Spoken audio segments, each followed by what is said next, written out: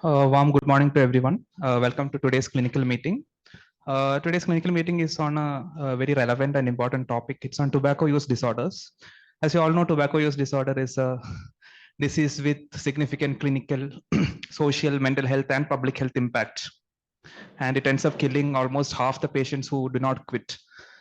It's in this context that I would like to introduce today's speaker. Today's speaker is Dr. Krupa George. She is Associate Professor and in charge of Medicine Unit 1 and Clinical Toxicology Unit. She has spearheaded streamlining of addiction toxicology services in our Clinical Toxicology Unit. Without much further ado, I would like to invite her to give her talk on the topic, tobacco use disorder in India, challenges and solutions.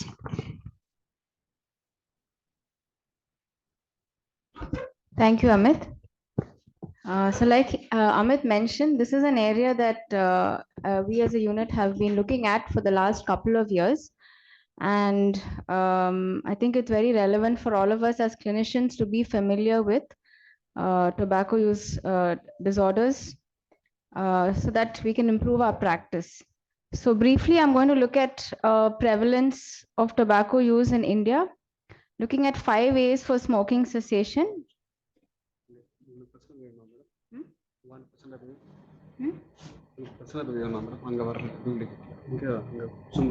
பரவாயில்ல இது ஜூம்ல வரலையா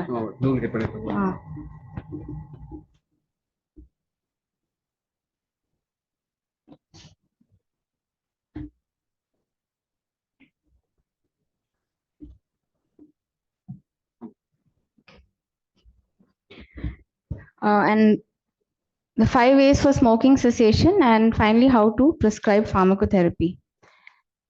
So this is a basic framework that I'll be referring to for the rest of this talk, and we'll be coming back to this slide again through this talk. So we'll start with the general population, and I'd like to ask you, how common do you think is this problem of tobacco use in India? How common is it? Very low? Very common, okay. Anyone wants to take a guess? What is the prevalence? 60% of Indians are using tobacco, okay. 30 to 40%. PGs? 50%, okay. So if you look at India, our prevalence is almost there, like 30% almost, 28.6%. And what I want to highlight is the demographic is very different. So it is more common among men compared to women. And it's more prevalent in rural populations compared to those, from urban populations. Also, between each of our states, the prevalence is quite different. And I'll just like to show that. So if you look at Tamil Nadu, okay, it's around 20% against our India's prevalence of 28. But as you go north, you can see West Bengal is 33. I'm highlighting states from where we get patients. Okay, so if you look at Jharkhand, 38. If you look at Assam, 48. If you go to Tripura, 64. So as you go to the northeast, the prevalence is very high, almost reaching like 50% and above. And why this is important in our practice here is because when we get these patients, we shouldn't lose the opportunity of trying to address this issue. Most of them don't come here for it, but this is actually something that they also have. So again, if you look at tobacco use, it's important to realize that smokeless tobacco use is far more common than smoked tobacco. And if you ask someone, do you smoke? You're very likely to miss people who don't smoke but are also taking tobacco. If you look at Tamil Nadu, it's 20%, and you'll be surprised that actually the smokeless seems to be slightly more than smoked tobacco. So when you go to, especially the rural areas, you'll find a lot of people chewing tobacco, and it's quite common. Again, data from our own state shows that in different districts, the prevalence is going to be different. It's concerning that even in children now, we are finding that they are using tobacco. So important to know this so that, you actively look at it when you have patients who come and who you're managing in the OPD or in the ward. Now, this is the prevalence. People have also looked at how many want to quit. So if you look at it, almost 50% of Indian smokers want to quit. Okay, and it's similar even among non-smokers almost. So why that's important is it's actually an opportunity we have when we interact with them, because they actually want to quit. It's not, if most don't want to quit, it's harder. Okay, so a large number actually do want to quit. And if you look at interventions, there are a whole host of interventions which can be both at the population level and at an individual level. So there are quit lines where people can call for assistance. Okay, there are services which can provide messages to the phone, app-based interventions. And when it comes to individuals, which is what we would be doing as clinicians, it could be in a clinic, a general clinic, or in specialized clinics where we try to address this issue. So from the general population, we have a patient who comes to a healthcare setting, and that's where we are going to interact with them. So the first thing to do is to ask patients about their tobacco use, and that is how we would screen for them. And in our OPD, what we have found is 10% of our patients who are coming for a general OPD actually using tobacco. Okay, so if you screen those sitting around, 10% are using tobacco. So if they are not using it, so that it just reinforces that it's a good thing. If they are current smokers, we move further. So when we ask, it's not just do you take tobacco or not, there are a few more things that we need to ask them. First is, what type of tobacco do they use? And these are actually people who have come to our OPD, this is what they were keeping in their pockets or bags. So you can see that it could be BDs, it could be khaini, it could be a part of pan. A lot of women coming from the north are actually using what they call ghoul, which is a dentifrice.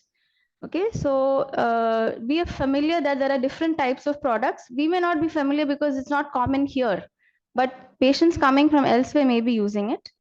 Also ask them how frequently they use, what is the amount that they're using, are there any other substances? So there may be people using both alcohol and tobacco, they may be using other drugs. And very important to also try to see whether they have psychiatric illness. And this is because a lot of people who have depression, anxiety, psychosis, they self-medicate with substances without realizing that they may actually have a problem. And if you don't address their primary psychiatric illness, they are not going to be able to be successful with quitting. And will likely have a higher relapse rate. So compared to the general population, those who have psychiatric illness have a higher use of tobacco and other substances. So the first thing is getting this history, and it also includes when did you start, okay, how many years have you been taking it. Gives you a background to the patient. There are some we are seeing who come with 30-40 years of tobacco use, right? So trying to address that will be slightly different. Next is screen for nicotine dependence. And this is important because it helps screen those who would benefit from therapy. And there is a validated test called the Fagerstrom test for nicotine dependence, where I'll just put up the test. There are 6 simple questions based on which you can grade the level of addiction. And those who have medium to high levels are more likely to benefit with pharmacotherapy. Now, in a regular OPD, it's not easy to go through this. So you can just ask a few questions. One is to know how many, let's say if they're smoking, how many cigarettes are they taking? And do they use it within 30 minutes of waking up? If they do, they are more likely to be more dependent and actually benefit from pharmacotherapy. Also, difficulty in refraining from smoking in socially inappropriate places, let's say in places of worship or other public spaces. Okay, those are more likely to have higher levels of dependence. Also ask for other medical disorders that could be associated with their use. So for smokers, asthma, exacerbation, COPD, respiratory infections, any previous vascular events like heart disease, stroke, other chronic illnesses like peripheral vascular disease. We have people who are having malignancies, who have come. So important to ask for that as well. And always ask them about their prior quitting history, because most people quit many times before they're finally successful. And it's very important to try and find out if they have made attempts. If so, how long were they abstinent? What did they use to quit at that previous attempt, to see whether, because you'll have to modify what you do this time. And if they relapsed, what was the reason? So these are the common reasons for relapse: craving, withdrawal symptoms, stressful events. Many of them also have had adverse reactions to prior treatment. So that is also something that you have to get that history. Another thing I'd like to highlight is occupational history, because occupation for many people is a setting in which they're using tobacco. For instance, many people use tobacco as a stimulant. So those who are driving overnight, who are working late night, let's say in a fish business, okay, they are actually using tobacco as a stimulant in their work context. And it's also important because those environmental cues will continue to exist even when they go back to their work. And if you don't address, that's important to identify and address. And these are actually connected to triggers and barriers. So for instance, in certain work areas, everybody is taking, let's say, khaini together. So just one person not taking, when the cue is there in your environment, is going to be difficult. So we've looked at asking and taking that history.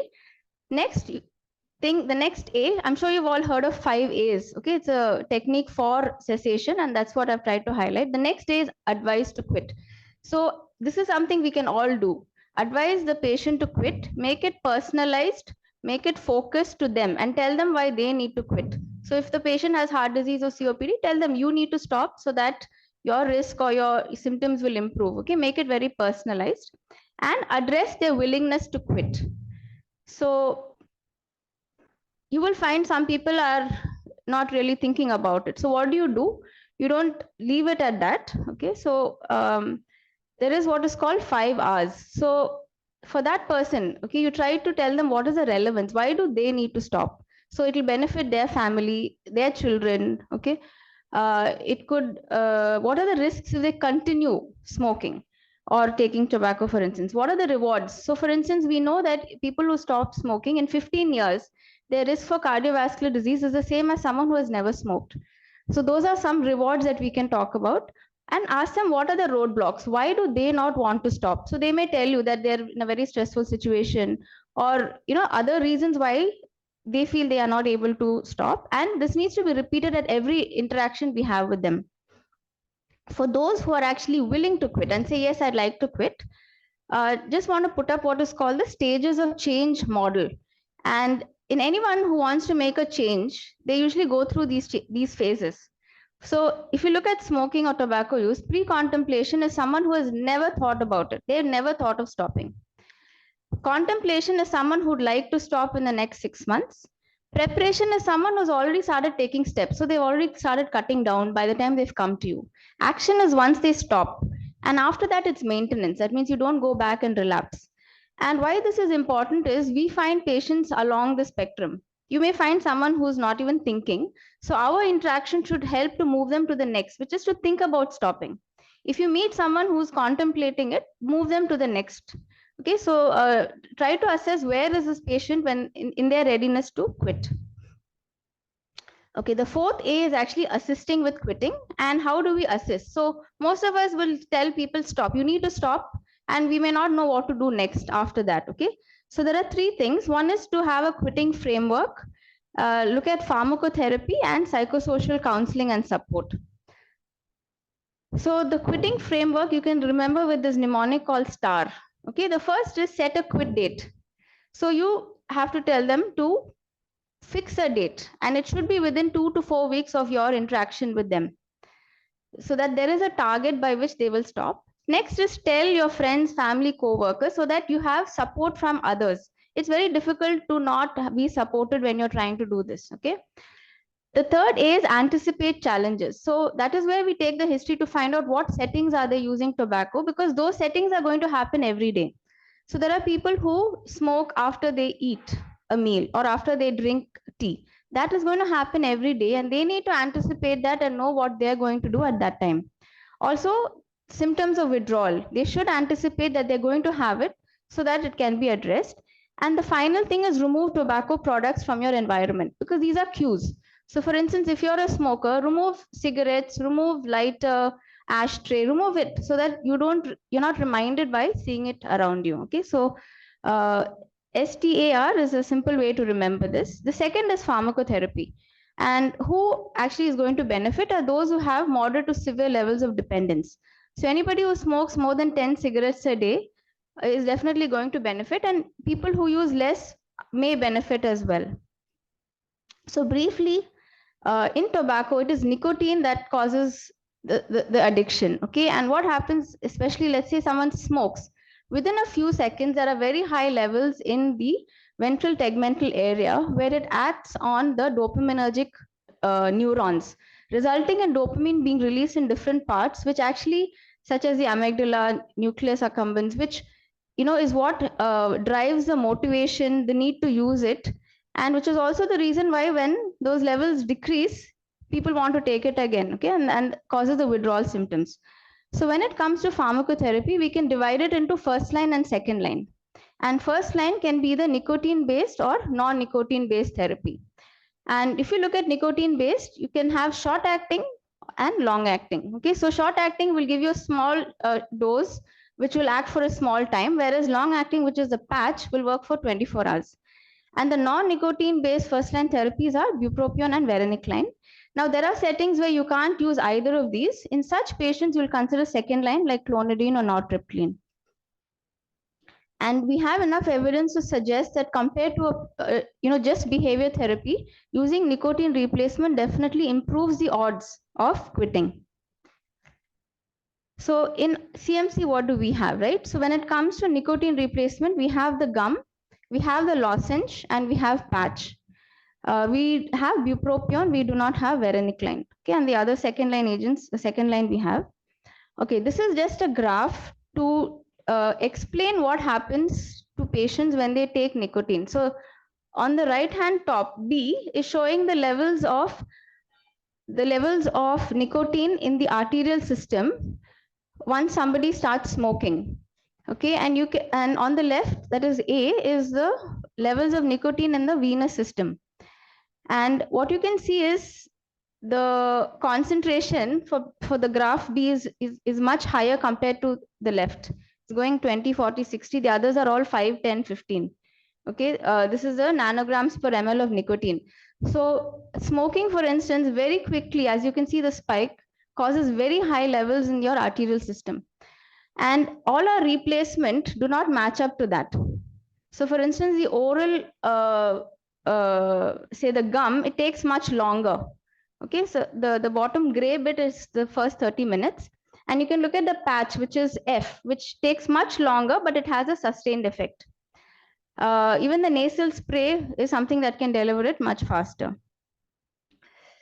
So just to be aware that what we are trying to do is replace nicotine, because when nicotine levels drop, they're going to have withdrawal symptoms and craving. And that is what you're trying to reduce by giving nicotine. Okay. So in a cigarette, for instance, the amount that is delivered may be between 1 to 3 milligrams. And when you give nicotine gum or patch, you're trying to replace that. Okay. So that their withdrawal and craving is reduced.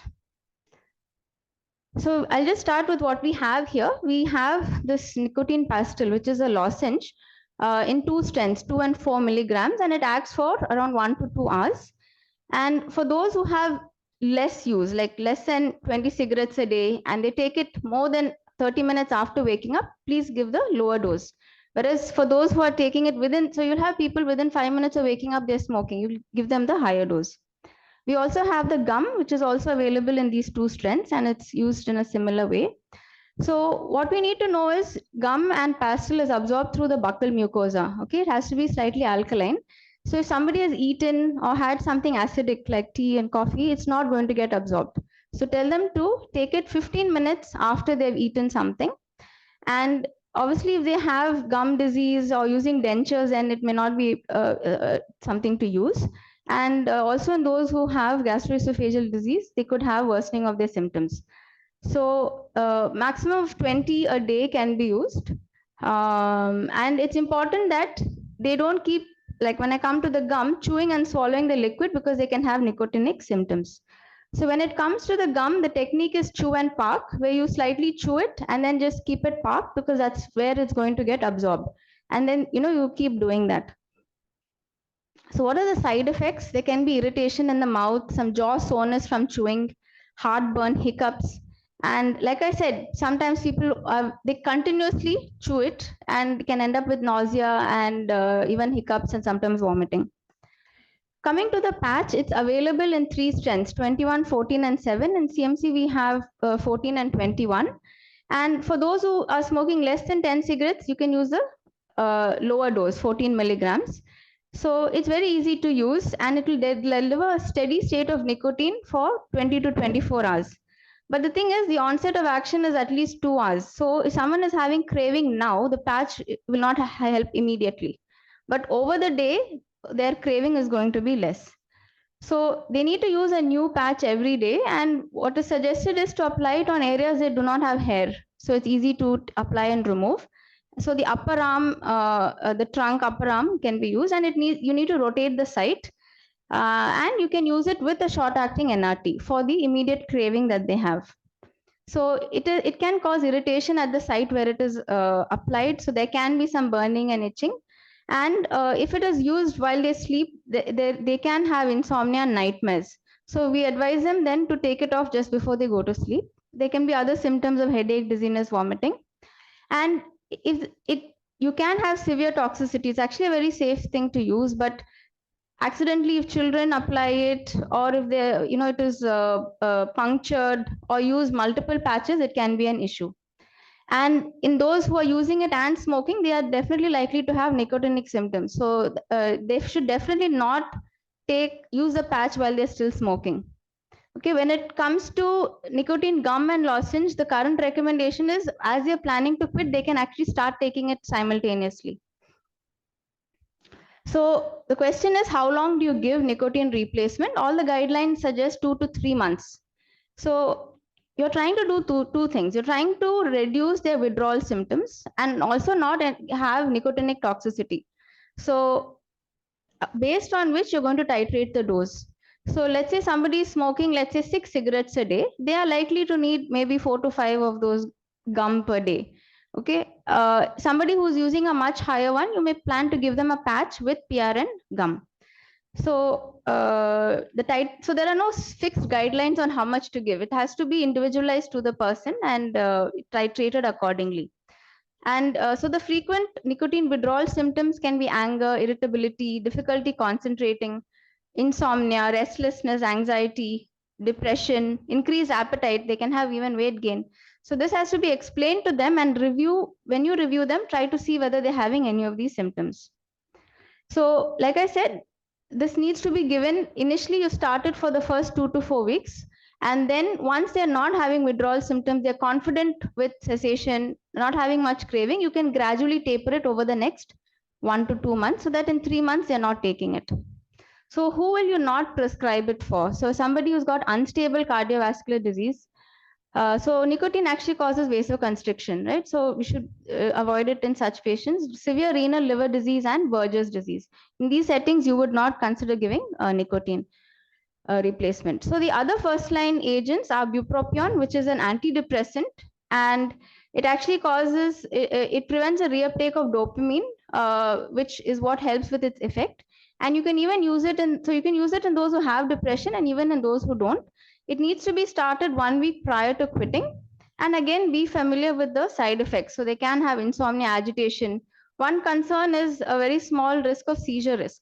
So in somebody who already has it, you would not want to put them on it. And make sure you're able to follow up the patient. You shouldn't just start them and not be in a position to follow them up. The other drug is varenicline, which is actually a partial agonist on the nicotinic receptor. And it disrupts the reinforcing effects of nicotine. So somebody who takes it and smokes is not going to get the pleasurable effects of smoking. And it also needs to be initiated before quitting. Okay. So there are certain concerns with this, especially certain neuropsychiatric manifestations, suicidal ideation, which can happen. So again, we need to be aware of that when we start the patient on it. These are also given only for 12 weeks, bupropion and varenicline. Okay, we don't usually have to continue it. Currently, it's not available. Even in India, it's not a very easy drug to come by. So if you look at the effectiveness compared to a patch, okay, varenicline and the combination of patch with gum seems to have better odds of cessation at the end of 6 months. So few things, the first line would be NRT, and in the West, it's varenicline. Between these two, they're both almost as good. And for those who wish to use NRT, try to see whether they'll benefit from using both. Using varenicline with a patch, there's a higher risk of adverse drug reactions, and bupropion seems to be a little less effective. Be careful when you have comorbid psychiatric illness, okay, in such situations. So the third thing was looking at psychosocial counseling. So see, one big difference when you try to address tobacco use disorder is you also have to address behavior. Now, as doctors, we are all very familiar. No, if someone has, say, a sinusitis, you're going to prescribe antibiotics. You're not going to tell them to change their behavior much, right? Or if you give a course of, here you also have to make them change their behavior. And that is one of the important aspects of counseling. So like I said, they should know what are the triggers, have some plan on how to manage them. Also, how to cope when they have withdrawal symptoms, what can be done. Okay, all that has to be explained, and provide treatment support, while they're undergoing this treatment. And this is one of the reasons why, though NRT is actually available over the counter, cessation rates are not so high because nobody is there to provide the behavioral component. So even though you can go and just buy, like for instance, a gum, your chance of having a successful quit is not as high. Okay, so the fifth day is actually arranging a follow-up, and this is really important. So tobacco use disorder, it's not a one-time thing. Okay, like I said, people quit many times before they're successful, and most of the relapse will happen within the first week. That's when they're going to start having withdrawal symptoms, craving, and they're going to go back to it. So make sure you're able to follow them up at least within the first week, and then subsequently. It may be difficult if they are in or you can always call them back to OPD, but we are also able to provide telephonic follow-up to know how they're taking the NRT, any withdrawal symptoms and side effects. So in the general population, right, if people want to quit on their own, right, at the end of 6 months, only 3 or 4 are going to be successful. That increases with counseling to around 8.6%. But the combination of counseling with pharmacotherapy will increase quit rates much higher. As you can see, these quit rates don't look very exciting, but this is the reality, and many people are going to be at it for many times before they're successful. Okay. As physicians, we should also know that cigarette smoking actually modulates bioavailability and effectiveness of many drugs we prescribe. So it actually induces certain cytochromes. For instance, it can reduce your levels of theophylline. So what they found is people, you may have good control of COPD symptoms, let's say in hospital. If they go back and start smoking, it may not be as effective. Okay. I mentioned nicotine causes vasoconstriction. So in diabetics for taking insulin, their levels may not be adequately absorbed because they're also smoking. So important to be aware that there are a lot of interactions, and we have seen this, where you're not able to control sugars, and this may be a very important reason in a smoker. Okay, just briefly about electronic nicotine delivery systems, or e-cigarettes. I'm sure we've all heard of them. So these are devices that deliver an aerosolized form without the smoke. And in India from 2019, they've been banned. And one of the big concerns is, the companies are targeting children and young adults. So if you look at the West, like even America, smoking rates have come down, but e-cigarette rates have gone up. And we still don't know what the long-term effects of taking nicotine in this way is. So there is concern that it may also cause COPD and asthma exacerbations. Okay, some countries are actually using them for cessation. So they're using that as a way to give nicotine, and they have found that the cessation rates are higher when they use e-cigarettes. But the problem is 80% of them are now on e-cigarettes compared to those who don't take nicotine, which is less than 10%.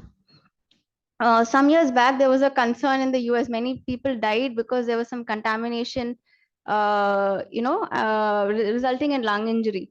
So India, it's not available. It's banned, but unfortunately, it's available in the black market. And there is a lot of concern. As you can see, it looks very cool. This particular device, it looks like a USB, and it comes in many flavors. So it's very attractive for children and young people, teens. It looks very cool to be using this. And the problem is it's not regulated. Even it's regulated maybe as a tobacco product, but not for cessation. And they're not able to regulate how much nicotine. So the concern is the nicotine here may be much higher than in cigarettes and in smokeless tobacco. The other is, what about vaccine? What if we can vaccinate people? So people have been looking at this, wherein you have antibodies which bind to nicotine so that the amount of nicotine entering the brain is much less. There have been a few vaccines that are currently being studied, but there's currently no evidence that it actually improves long-term cessation. So it's something that is being looked at, but it's not licensed for public use as of now. So as clinicians, what can we do in our clinical practice, right? So first thing I want to highlight is ask everybody, do they use tobacco? And don't miss that opportunity. Advise everybody to stop and offer treatment or try to connect to a service that provides cessation help. Okay, so remember that tobacco dependence is a chronic disease. It's not a one-time issue. It's something that is chronic. Many people will quit many times, and it requires repeated interventions. The first step is identifying tobacco users and screen all patients. Also, we've talked about treatment, which is not just pharmacotherapy, but also counseling and social support. And we know that counseling with medications is more effective than either of them alone. So with that, I'd like to stop, and I'm happy to take any questions.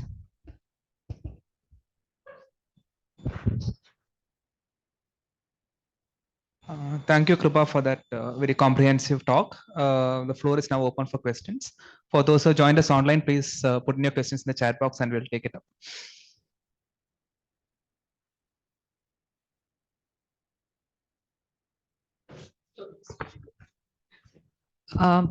In your initial slides, you had mentioned that most of, like 10% of, at least in Tamil Nadu, people are doing the non-cigarette tobacco. No? So I just wanted to know, how do we de-addict them? Is there a difference in de-addicting people who are smoking versus people who are chewing tobacco?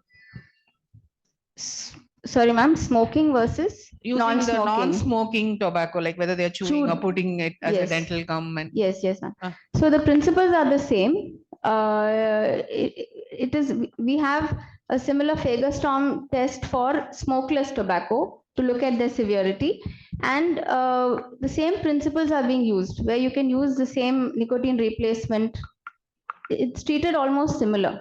Only thing is, most of our evidence is from cigarette smoking, which we are now extrapolating to this group. So for those, let's say, who are using Kine, let's say they use 5-6 times a day, we would replace it with either giving the pastil or the gum. There are people who use it 15-20 times, so we would consider giving a patch with gum. So it's the same. We would and counseling and behavior therapy along with this. Okay. Thanks, Krupa. Just one question regarding the nicotine gums. As in, I've encountered a few patients who have transitioned from the cigarettes to the gums, but they're not able to get off the gums. So they, to the extent that there's one patient who's a diabetic whose sugars are uncontrolled because he consumes 2 sheets per day. And there's another patient also who I've encountered who wants to get off the gums, but is addicted to the gums. And he's been doing it for like, say, 3 years now. So do you have any suggestions for that? Okay, so that is a thing that can happen, that where the person is not able to get off the nicotine and is taking gum. So the consensus is that is far safer than smoking. Okay, and I think in such patients, we need to work on behavior therapy and looking at other alternatives. So we have people who are very happy to use ginger, cloves, other such things, just having something in their mouth, especially those who use chew tobacco, soft, things like this. There are people who will try and use alternatives. So I think it's very rare, but we do see patients like this, and I don't think we at this point have any other way out. would transitioning to non-nicotine based therapy earlier, or in these patients, the minute they say they're not able to get out of this, transitioning to non-nicotine based therapy help? It could, but even non-nicotine is only for 3 months, maximum 6 months. It's Okay. not something, unless let's say someone's got depression for which you're giving bupropion. These are also not agents which are meant to be taken for very long. But I think that is something that could be considered. Thanks.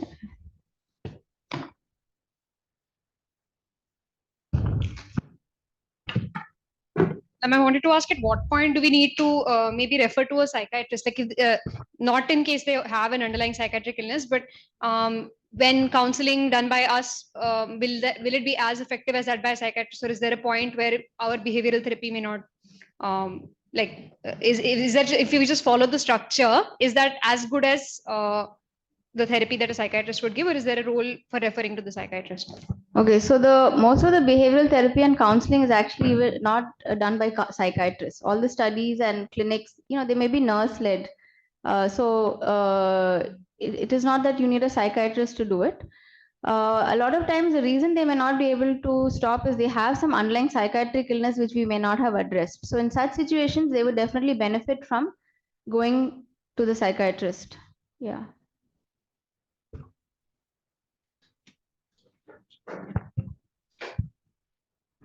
See, I think in our busy OPD, we tend to do the first two A's a lot, asking and advising them. We tend to, because all our patients actually leave a lot more earlier. They might leave in 3-4 days.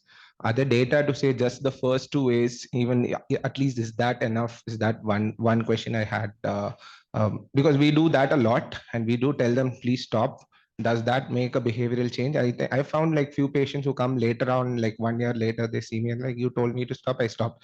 I think that has helped also, but in our busy OPD, we don't have the times to go through all the A's at times.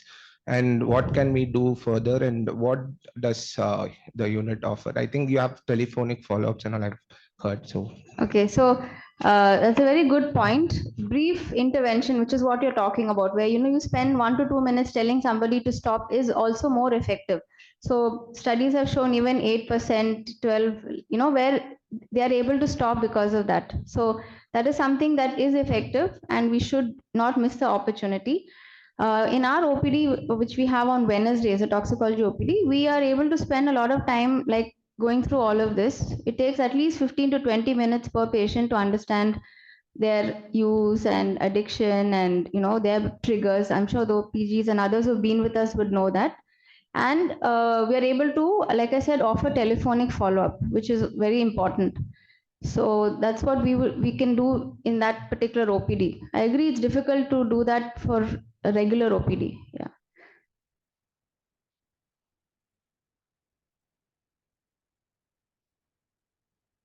I have one question.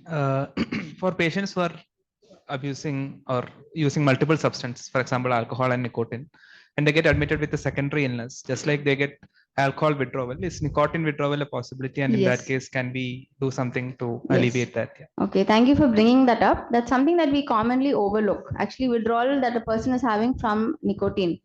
And this is something, like I mentioned, the symptoms,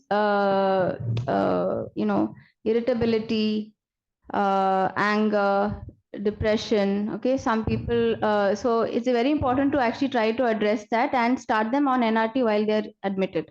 So we have, had instances where we have had to put people on patch or gum, especially those who are very high users.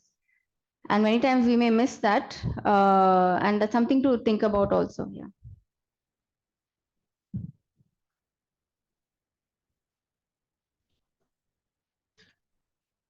Any further questions?